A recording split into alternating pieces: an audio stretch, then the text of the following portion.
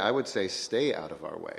LA Mayor Eric Garcetti reacting to a federal judge's move to potentially put a wrench in his recent billion-dollar fund for homelessness. People are not interested in testosterone matches. I think they're interested in that money hitting the ground and making a difference. It comes after U.S. District Court Judge David Carter, who's been overseeing a case brought by homeless advocates, approved an injunction that could forever disband what is now Skid Row and force that $1 billion into an escrow account for collateral.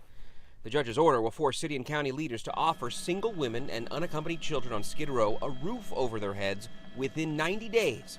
The same for families on Skid Row within 120 days, and everyone else in the 54 square block area by October 18th.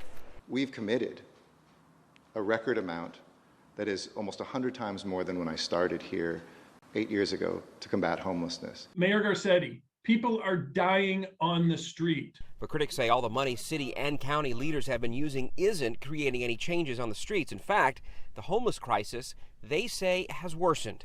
Paul Webster is with the nonprofit Hope Street Coalition, but was the senior policy advisor on homelessness for former Secretary of Housing Ben Carson, who toured Skid Row in 2019. This is not about whose ego is larger. This is about the appropriate response to people suffering, dying, decompensating, and too sick to provide for themselves on the street.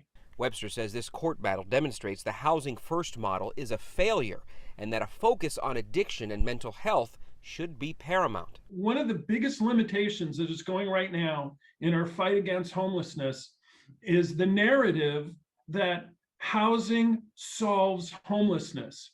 And we know that's not true. We know that when you look at Skid Row and you see the destitution, the addiction, the mental illness that requires treatment in addition to housing. Both city and county leaders say they're considering an appeal to the judge's order.